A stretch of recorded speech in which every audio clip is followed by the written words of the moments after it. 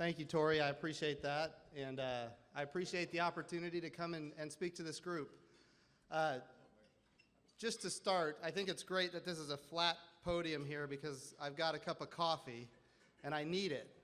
Last night at about 9:30 p.m., I was about 100 miles east of Dallas in American Airlines 737, and we went into a holding pattern for 2 hours. And after being in a holding pattern for 2 hours, we ran out of gas and the weather in Dallas was bad, so we went to Houston. And I thought, whoa, this will be great. I'll get on my plane from Houston to Tulsa. No. You're going to stay on the plane, and we're going to get you to Dallas one way or the other. 2 hours after being on the ground, we took off. We went up to Dallas. About 2:30 in the morning, I got off the plane. The only next plane available to Tulsa was at 7 a.m. So after standing in line for about, I guess, another hour and a half, 2 hours, I got some sleep at the airport, sitting in a chair from about 4 until 6 a.m. So whatever good sleep that is, I don't know, but I'm drinking coffee, and I hope you guys can forgive me. Hopefully I won't have my Marco Rubio moment here. But that was a low blow. He's not even here. I apologize. A couple of things. Mayor, I want to personally congratulate you on your election. Did he already depart? Oh, no, you're right here. Okay. Thank you, Mayor. You ran a great race. Kathy Taylor ran a great race. You guys worked hard, and I just want to congratulate you on your win. It was great, by all means. And he told me earlier he's got an event he might have to go to at the Tulsa Police Academy. So when you see him leave, it's not in protest to my remarks. I hope everybody recognizes that. And I would like to, before I start, personally thank my wife, Michelle, who, I'm telling you what, she puts up with so much with me doing this. And I'm glad that she's here. She was on the phone with me all night last night trying to figure out how to get me home. And yet she's here with me after not getting any sleep either. And this is not an unusual circumstance. And I thank you for that, Michelle, and I love you, and I appreciate everything you do for me. And earlier, I heard Mike say that my wife was lovely, and I agree. But then he said that Brian O'Hara is not so lovely, and I disagree with that. Brian, I think you too are lovely. Did he already? Is he here or did he depart? Brian, you want to stand up? Oh, there you are. He won't stand up. That's okay. Brian, you're lovely. So anyway, it's good to be here. I made it. If I'm stumbling around, certainly you now know why. I'll do the best I can with what I've got. It's an honor. I worked hard to get here, and it's because this is an important group, and it's a meeting that I wanted to be at and be able to speak to. So I want to start. I'm going to talk about two things that I've been working really hard on in Congress. And then I'll talk about one of the challenges that we face, and then I'll just open it up for questions. One thing I've been working on is a weather bill. Everybody knows Oklahoma has had a lot of challenges with the weather in recent days.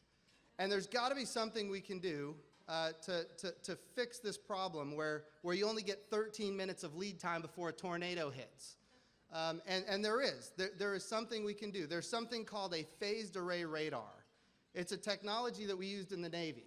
And in the Navy, we use it to detect aircraft from long distances, even target them with fire control radar, and eventually, target and shoot down aircraft.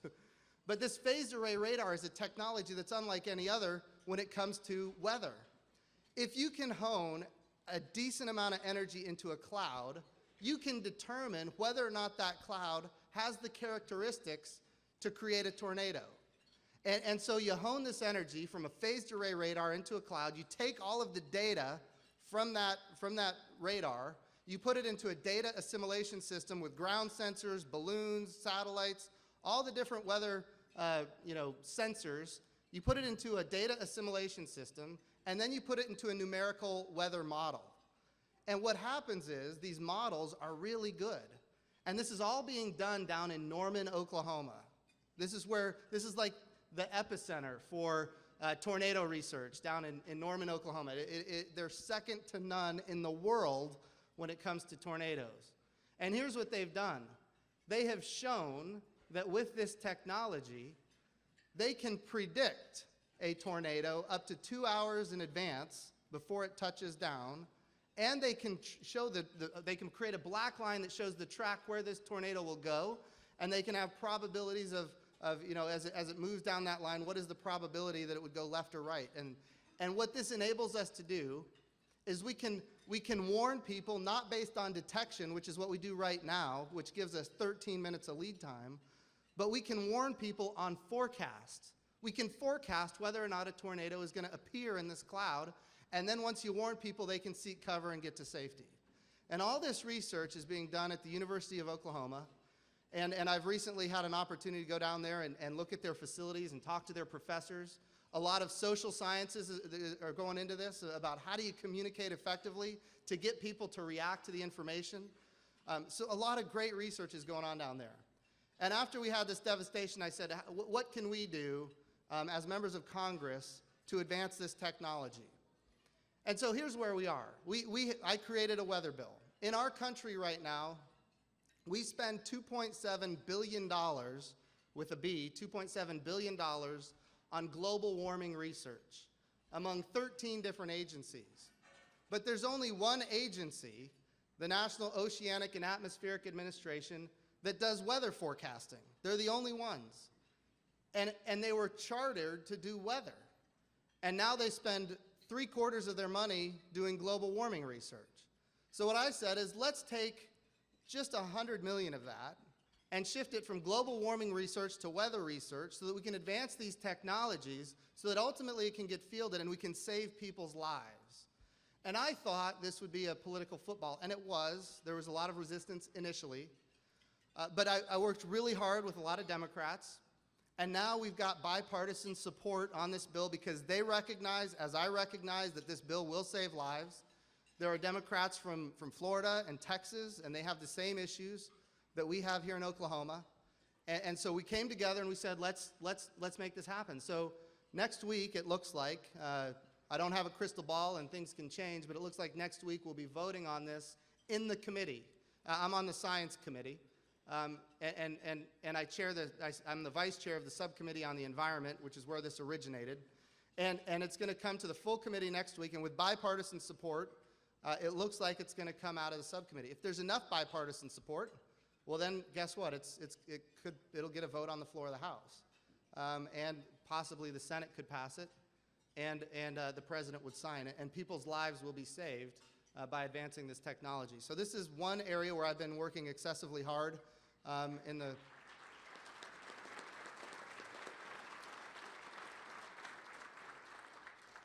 the United States Congress.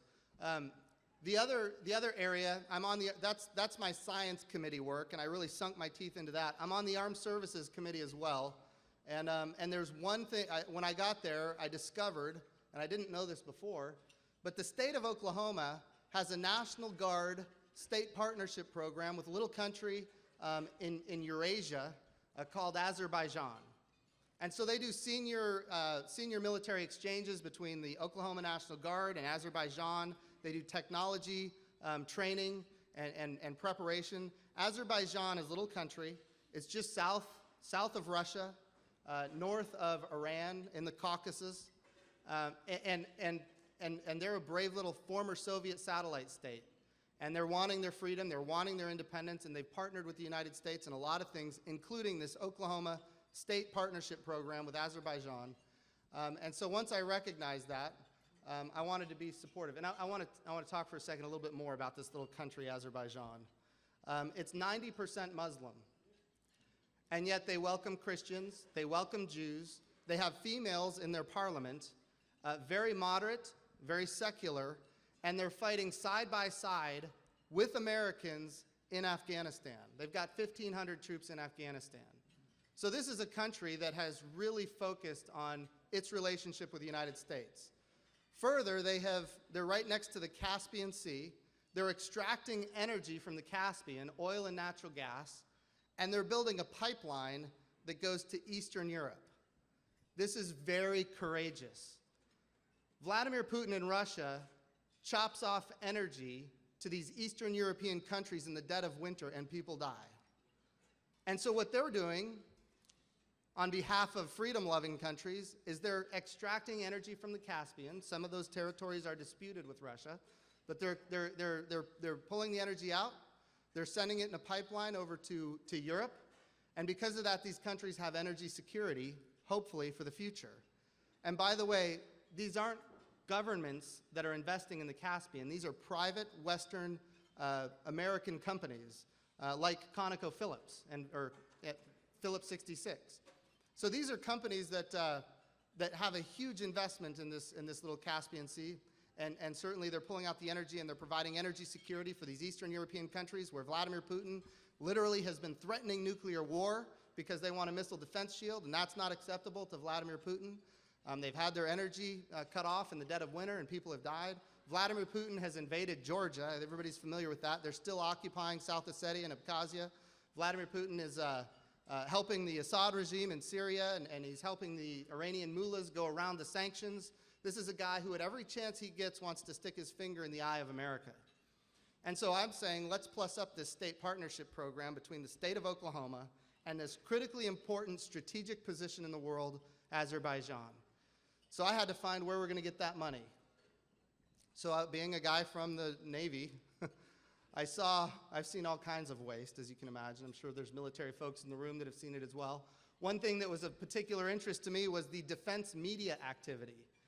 The defense media activity funds things like the Pentagon Channel. Anybody ever seen the Pentagon Channel? Me neither. If you watch the Pentagon Channel, you can see clips of the Secretary of Defense from 2 weeks ago, and there's no new information. Watch CNN. It's much better information. But at the end of the day, so I said, it's a $220 million budget. Let's pull down by just $10 million the defense media activity in the defense appropriation bill.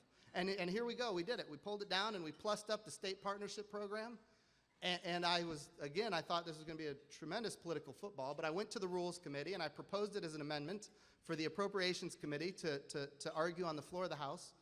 And interestingly, the Rules Committee either didn't know what I was talking about or they agreed with me. And at the end of the day, it passed without any opposition, and it got put into an en bloc package, and it got passed in the defense appropriation bill.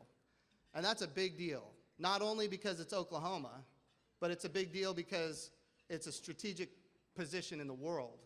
And of course, everybody understands what Iran is doing, trying to develop nuclear weapons. This little country, Azerbaijan, needs to be an area where we are focused because they are the light that we need in that part of the world. Now, here's where my disappointment comes in, and I told you I was going to tell you some of my concerns. I worked really hard to get that defense appropriation bill modified. $10 million didn't seem like a lot. It was a first play. Amazingly, it happened. Next year, I'm going to try to do more. Maybe not defense media, but maybe something else. But at the end of the day, it was amazing that we got it done. And it shows that you can be effective as a freshman if you're focused in the right areas. And interestingly, we passed the defense appropriation bill. And I want to be clear. The way you're supposed to the way you're supposed to fund the government in our country is to pass appropriation bills. And in the House of Representatives, we did this back in July. We passed a defense appropriation bill. We passed a Homeland Security appropriation bill. We passed energy and water development appropriations. We passed military construction, Veterans Affairs. We did all this back in July. There are 12 appropriation bills. That's how you traditionally fund the government. I'll tell you how you don't traditionally fund the government. You don't fund it with a CR, where you spend next year at last year's levels. And by the way, we've been doing that for many years now. And so we're funding projects that are obsolete. The Department of Defense is funding projects that it doesn't want and doesn't need. Why? Because we're doing CRs.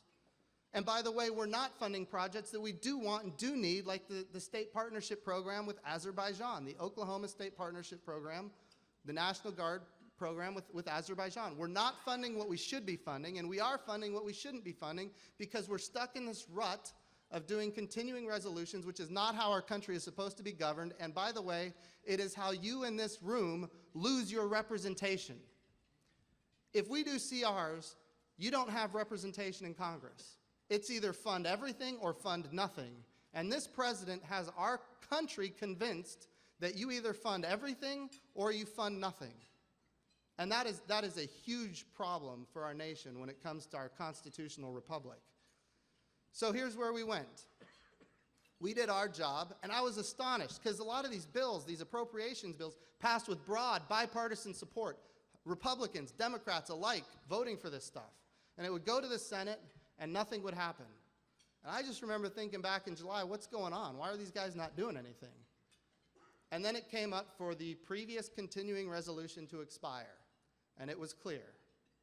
They didn't want to fund anything because they wanted to hold the entire discretionary budget hostage to a government shutdown if we didn't fund their projects. That's what it was about. And so we did. We said, we'll fund the entire government reluctantly with a CR, which I didn't campaign saying I was going to vote for CRs, but we'll do it. We'll fund it reluctantly. We're just not going to fund Obamacare. And guess what? They sent it back to us. They stripped out the defunding, and it came back to the House. And then we said, okay, let's just delay Obamacare for 1 year. Everybody knew it was a train wreck.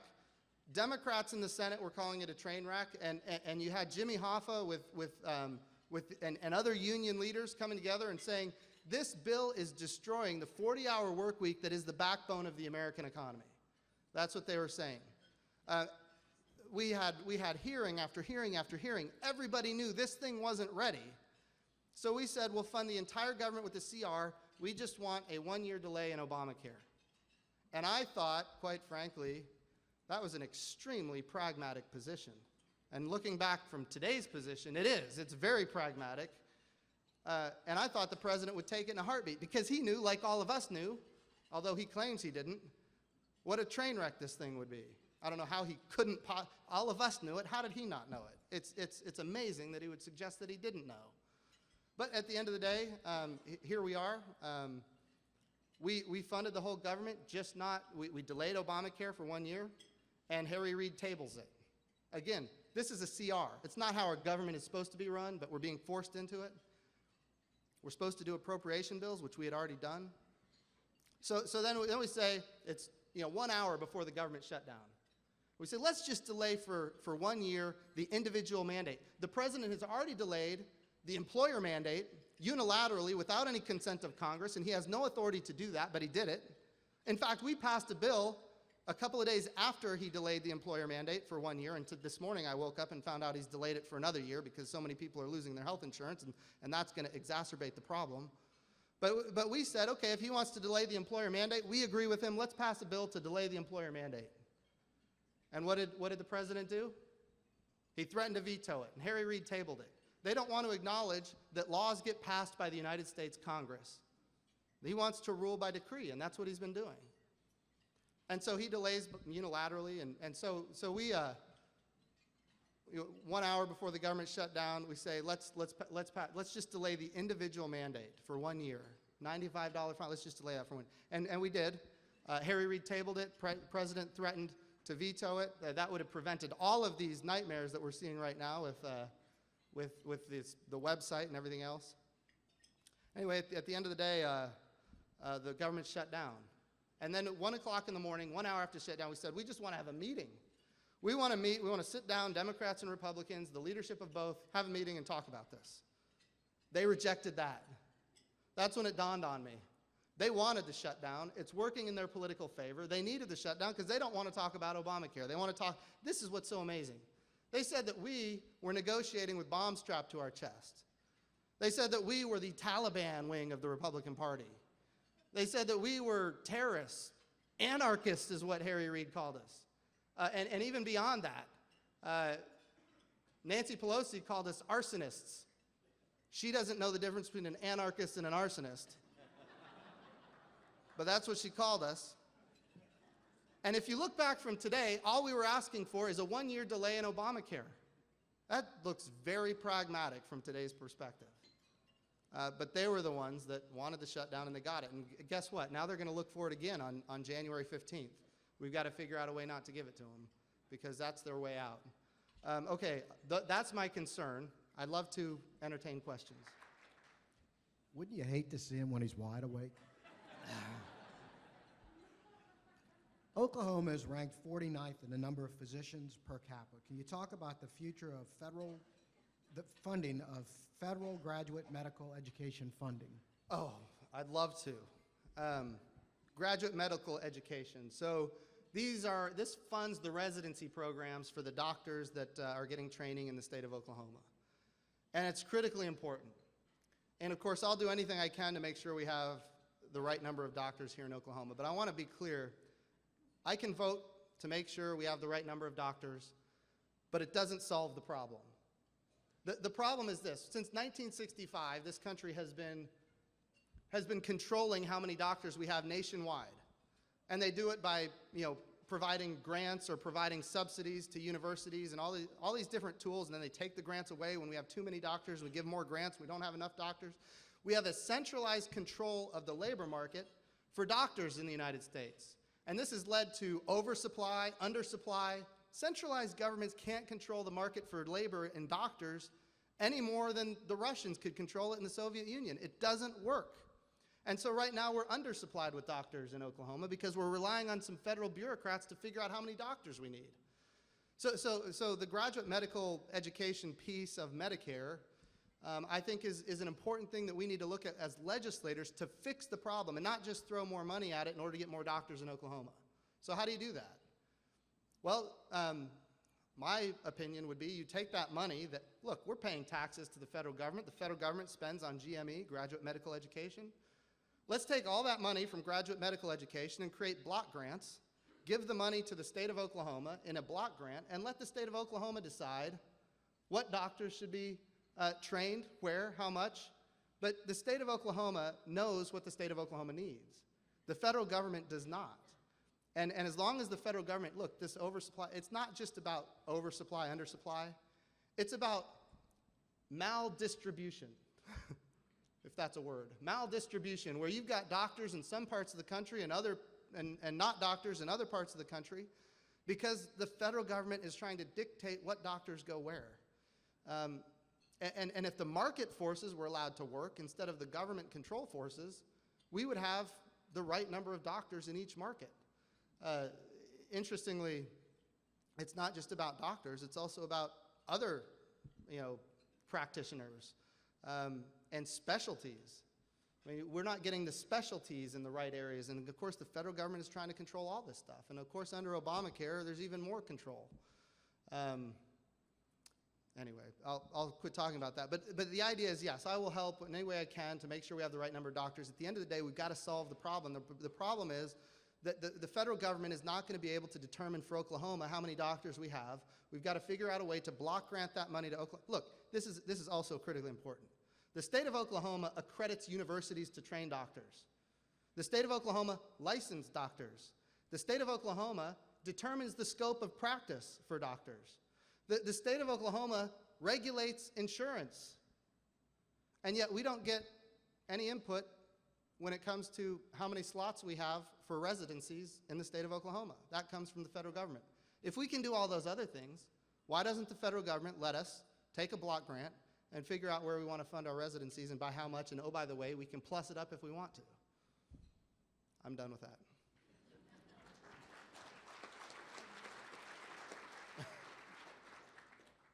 It was great to see such strong bipartisan support for the Water Resource Reform and Development Act. We also thank you for your yes vote. What are your thoughts on how this progresses in conference? And it is key that several items for the port in Oklahoma are included in the final product. Oh, I think, look, given where we've been and even where we are right now, there is a strong desire in Congress among Republicans and Democrats to find bipartisan areas where we can all vote on things. The WRDA bill, Water Resources Development Act, passed in Congress with only 3 no votes. Out of 435, 3 people voted no. And I think because we're going into an election year especially, politicians always vote in their own self-interest. I don't know if you guys have noticed that. But as you go into an election year, they're trying to find a way, how can I say I'm working with this Democrat, or how can I say I'm working with this Republican? How do we find bipartisan support? And I think after the government shutdown, everybody was thirsty for that, and amazingly, a lot of people came together, and we put together a WRDA bill that all but 3 people voted for, and I think that's an astonishing accomplishment. And I think we'll see the same thing in the transportation bill. Congressman, this is our last question of the day. Online sales are continuing to grow, and it impacts Oklahoma City's budgets as sales. I knew I was going to get this one. Oh, go ahead. as sales tax revenues decline.